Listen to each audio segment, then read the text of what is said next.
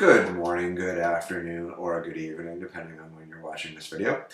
This is Mark from Southern Tier WordPress Training, and in today's very short video, as you can tell from the title, we are going to be talking about posts and pages on WordPress and what the differences are.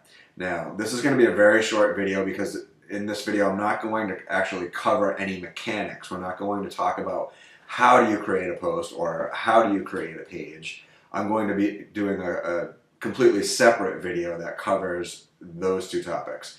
In this video, I'm simply going to focus on what are the differences between the two things in terms of a real website. Because I firmly believe that once you understand that, once you understand what a post does or looks like and what a page does or looks like, in terms of a real website, then any confusion that you might have had on the back end just goes away because you'll know which is the more appropriate approach to take when you are going to be adding new or initial content to your website.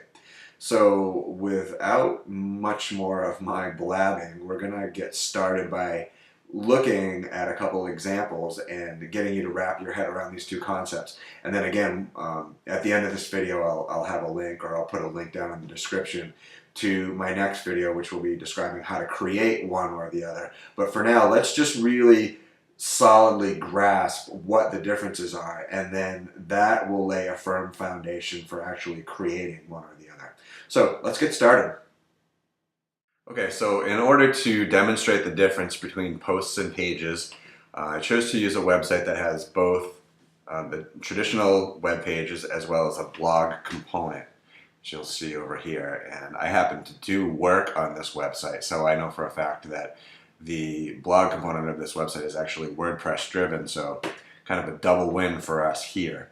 Now, you're also going to realize as soon as you're done watching this video that there was really never any reason to be confused as to what a post is versus what a page is.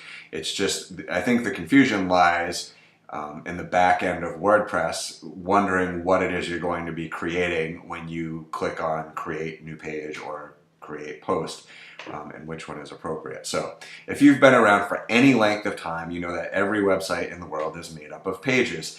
And those are generally static pages, kind of like in a book. The information doesn't generally change much. You'll go to each page to get whatever information it is that you want to get. For example, if you wanted to contact this company, you would go down to the contact page. You've seen, I'm sure, a million contact pages in your day. This one happens to have their physical mailing address over here, their phone number, several email addresses that you can contact the owners at. Again, pretty standard. And stuff, like I said, normally doesn't change very much. You know, they might change their email address someday, but it's just a very, very standard, very basic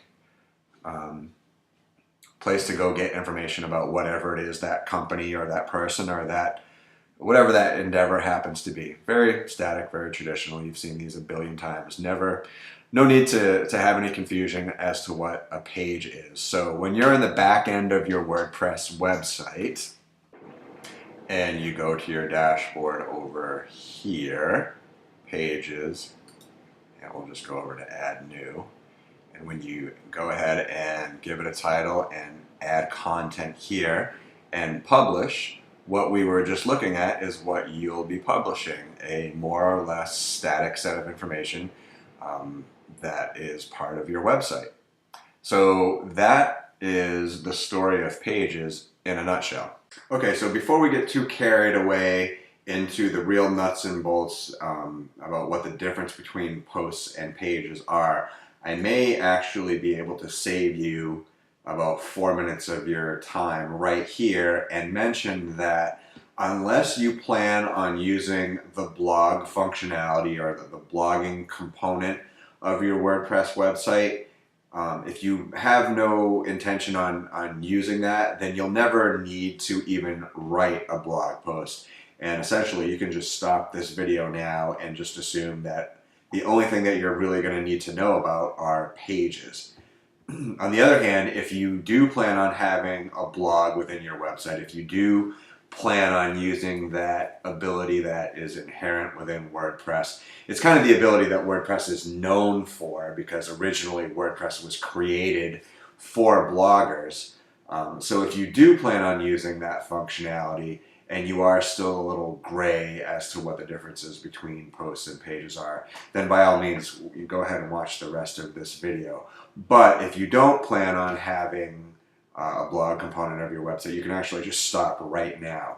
It's the people that are actually going to use that blogging functionality that aren't quite sure the difference between a post and a page that the rest of this video is going to be geared towards. And there's nothing that says that you actually have to use the blogging ability of WordPress. WordPress is great to just create a traditional website with. There's no need to use the blogging functionality of WordPress whatsoever. Your website will be great if you don't. So that being said, let's go ahead and move on to the rest of the information that I'd like to cover. One other quick thing that might be worth mentioning, if you don't know what the heck I mean when I say you will or you won't be using the blog functionality of WordPress, if by some chance you don't have any idea what I'm talking about when I say that, then you might also be one of the people that might want to watch the rest of this video as well. I just thought I'd throw that in there for good measure.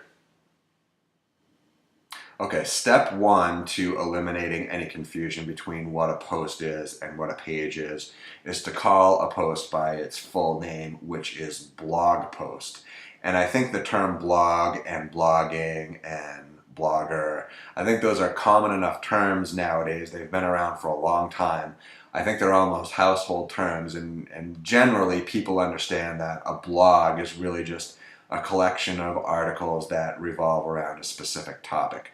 So if you're in the back end of your WordPress website and you're confused about a post versus a page, if you think of a post in terms of a blog post, I think for your own sake right off the bat, that clears up a ton of confusion, because then you're more in the mindset, oh, I'm writing a small article that will go into the blog section of my website. I'm not writing a static piece of information that people are just going to go to learn a little bit about my company or get my contact information. I'm actually writing a small article. So for me, that's the easiest way. That's the simplest way to make some sort of differentiation between a post or a blog post and a page in WordPress. Okay, so now that we've cleared up a little bit of the mental confusion about what the difference between a post and a page is, let's take a look at a couple blog posts so that I can point out the other main difference in terms of what people see on the front end. Now, this is the home page of the blog for these guys, People Energy, and this is pretty standard. This is pretty typical. Most blogs nowadays, you'll see the headline of the post article, the blog post article, and then you'll generally see a sentence or two or part of a paragraph so that you can read a small excerpt and then decide if you want to read more. And then if you do want to read more, there's generally, like this blog happens to have a small little thing that says more. Some of them have read more. They're all a little bit different, but if I were interested in reading more about this article, or reading this entire article rather, you would just click through, and now we see the entire blog post. Now, the other main difference that I want to point out is, and this is a general rule, I think it's true in 99.9% of the cases, but this is where a blog post or a post is generally a little more dynamic than a page. And what I mean by that specifically is at the bottom of most blog posts, you'll see the ability to give some sort of feedback to the author in terms, and it's usually in the form of a contact form. So if you liked the article and you want to tell the author so, or if you didn't like the article and you wanted to tell the author so, any kind of feedback that you want to give the author of the article, you basically just fill out a form and then submit your comment. Different blogs are run different ways. Sometimes you have to be a member of the blog. Sometimes you have to be a contributor. They're all different, but in general, blog posts give you the ability to give a little bit of feedback to the person who actually wrote the blog article or the blog post. And a lot of times, they will come with social sharing buttons too. So if you want to share the blog post, if you really liked it, if you want to share it to your Facebook page or LinkedIn or Twitter, or if you just want to give it a like, a lot of blogs are set up so you can do that as well. Blog posts tend to be a little bit more interactive. They tend to give you a little more, or rather a lot more back and forth with the creator of the content than does a regular web page. So that is basically, in a nutshell, the two main differences between posts and pages in terms of what people see on the actual website. Now, when you go to create a post or a page on the back end in your WordPress dashboard, there are many other differences that we can get into, and like I said, I'm going to cover that in a completely separate video. But in my opinion, once you understand the difference between the two in terms of what you're creating, you know, what the readers are actually going to see, the finished product, then most of that confusion that you may have had before when you go to create one or the other in the back end is just gone, because you understand full well what you're doing. So I hope this video was helpful to you. If you have any comments or suggestions, please leave them below. If you like this video, please subscribe to my channel, give me a thumbs up, and I hope to be hearing from you. Have a great night, and thank you very much.